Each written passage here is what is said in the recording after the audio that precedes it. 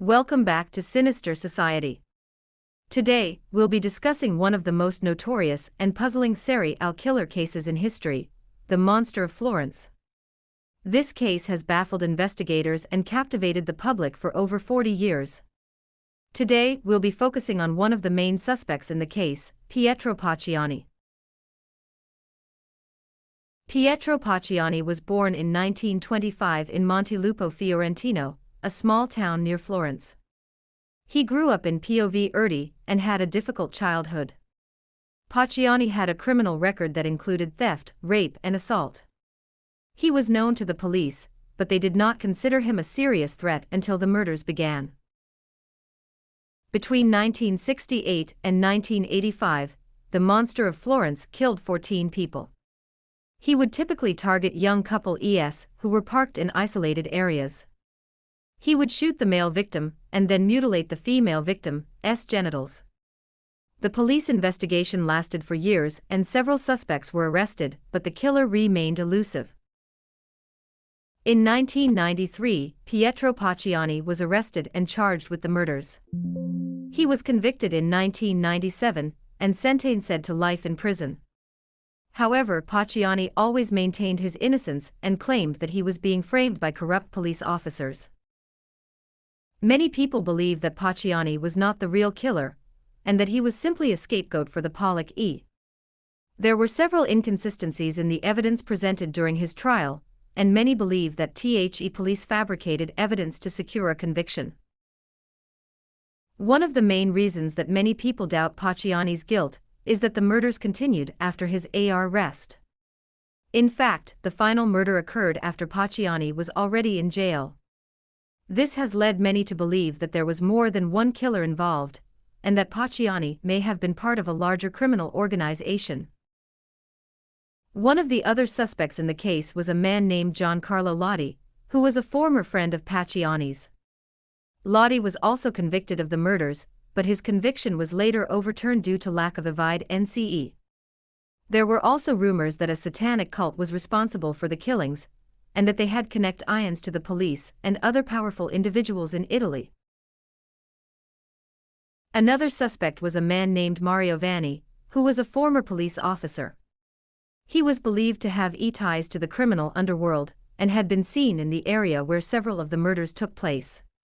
However, Vanni died in a car accident before he could be formally charged with the crimes. During his trial, Pacciani was described as a violent and unpredictable man with a history of sexual violence. His DNA was found at several of the crime scenes, and he was also identified by witnesses who claim to have seen him near the scene of the crimes. However, many of the witnesses who testified against him were unreliable, and some were later discredited. One of the key pieces of evidence against Pacciani was a gun that was found in his possession. The gun had been used in several of the murders, and Pacciani was unable to explain how he had obtained it. However, there were also inconsistencies in the way that the gun was linked to the murders, and some experts have questioned whether it was really the murder weapon. Another piece of evidence that was presented against Pacciani was a series of letters that were allegedly written by him. The letters contained graphic descriptions of the murders and seemed to suggest that Pacciani was the killer. However, the authenticity of the letters has been called into question, and it is unclear whether they were really written by Pacciani. Despite the doubts about his guilt, Pacciani was convicted and sentenced to life in prison. He died in jail in 1998, before his case could be fully reviewed or his appeals could be heard. To this day, many people see Antonio to believe that he was innocent and that he was wrongly accused and convicted. However, others argue that there is strong evidence linking Pacciani to the murders, and that he was likely one of the killers involved. They point to the DNA evidence, the gun, and the eyewitness testimony as proof that Pacciani was guilty. The debate about his guilt or innocence is likely to continue for many years to come. Now we'll be exploring some of the possible motives behind the killings. As we've discussed, the case remains unsolved, and the identity of the killer or killers is still unknown. However, there have been many theories about why the murders were committed, and what the motives may have been. One of the most popular theories is that the murders were sexually motivated. The killer seemed to have a particular obsession with mutilating the female victim's genitals, which has led some experts to suggest that he may have been a sexual sadist or a necrophiliac. However, there is no conclusive evidence to support this theory. Another theory is that the killings were part of a larger ritual or occult practice. This theory is supported by some of the details of the murders, such as the fact that the victims were killed on specific dates that corresponded with pagan holidays, and the fact that some of the murders took place near ancient Etruscan to MBS. However, there is also no concrete evidence to support this theory.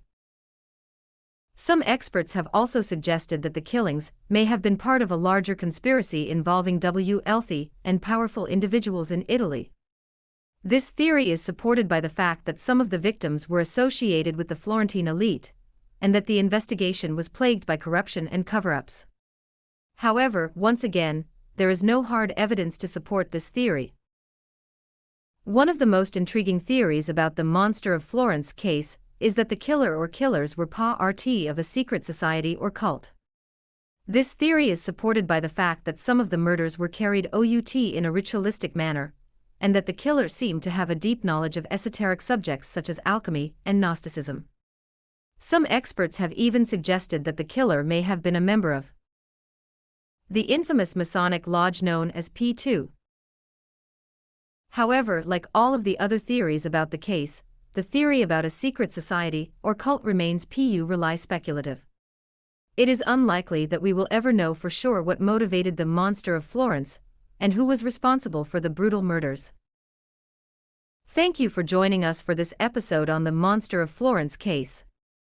We hope that you found it informative and thought-provoking. If you have any thoughts or theories about the case, please leave them in the comments below. And don't forget to like and subscribe for more videos like this. Until next time, goodbye.